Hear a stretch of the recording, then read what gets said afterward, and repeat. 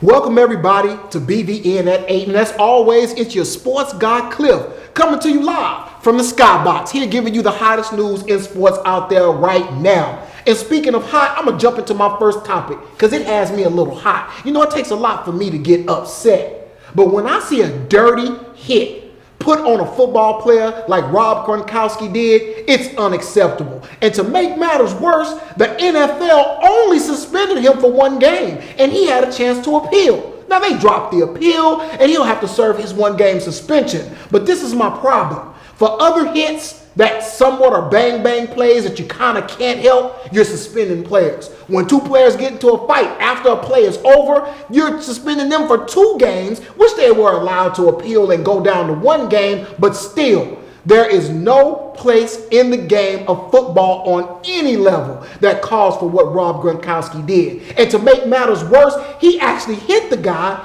and concussed him. He had to go into the concussion protocol. So you almost hurt this guy. You potentially could end this guy's career because you're mad because the refs didn't make a call. Remember, you said you were mad because the refs didn't make a call. So why do you take it out on the player? Yeah, he may have committed a foul against you, but we're playing football. It happens all the time. You're going to tell me that you never did an illegal block on anybody, even if you weren't intending to do it? Come on, Rob Gronkowski. We like you because you're fun-loving, you're adventurous, and you do a lot of funny things outside of the field. But that has no place in the NFL, and the NFL should be ashamed of itself for only suspending you for 1 game. It should have been for multiple games, and on a real severe thing, it could have been for the rest of the season. Now on to a more pleasant topic. The final rankings for the college football playoff came out, and the final 4 teams are as follows. Clemson as number 1, Oklahoma at number 2, Georgia at number 3, and yes, Alabama snuck in at number 4. Now, when I finished watching Ohio State win the Big Ten championship, I said to myself, man, I hope they don't sneak Alabama in.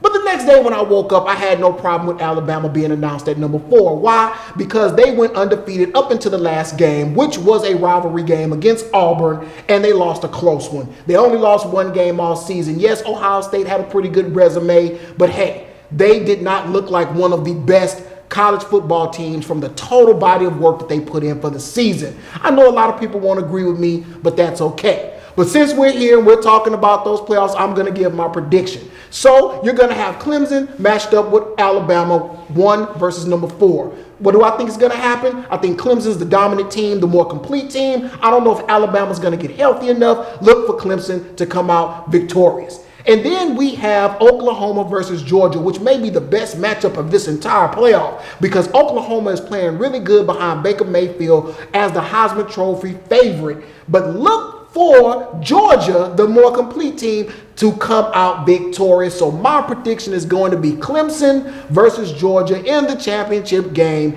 And I'm going to go ahead and say to look for Clemson to repeat as champions of college football. They have just proven to have one of the best defenses and be, again, one of the most complete teams this year in college football. Now my final topic is one that has to deal with a little bit of the social side of the NFL and sports in the world in general. We all know Colin Kaepernick went out and kneeled for that national anthem. And a lot of people, a lot of stuff have gotten lost in why he did it. Now let's understand. He looked at the country and said, man, I'm not happy with the state of our nation. So I need to do something to let everybody know that, hey, you know, I love being here and I love being in America, but something is just not quite right. He even got the advice from an ex-Navy SEAL that used to play in the NFL and said, man, what is the best way that I demonstrate? And that Navy SEAL told him, don't sit, because that's purely disrespectful, but kneel, because it's still showing that you're there, you're recognizing the anthem, but you are not all the way 100% behind our nation right now because you see something wrong. Well, here's my problem. Mr. President Trump, you come out and you said people like Kaepernick should be fired for disrespecting the flag. How can you make that criticism of that man for having the right to take an analysis of his country? Need I remind you, make America great again? If Colin Kaepernick looked at the country and said, we're not living up to our potential, isn't that the same way of saying make America great again? Are you not analyzing the country and saying that we're not great anymore? Nobody came down on you for criticizing the nation. How dare you say that America's not great? You ran an entire campaign, an entire bogus mudslinging campaign on the slogan, make America great again. So, Mr. President, I don't want to hear anything about you wanting people fired for kneeling or anything like that.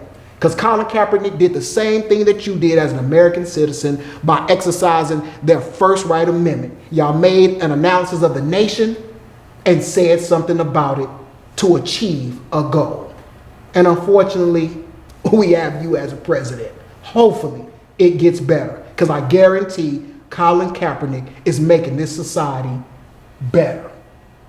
But hey, maybe you agree, maybe you don't. Either way, I want to hear from you. Leave some comments, email me, contact us, let us know. Let me know what you think about old Sports Guy Clif's analysis of everything going on in the world right now. And as always, until next time, I'm signing off from the Skybox.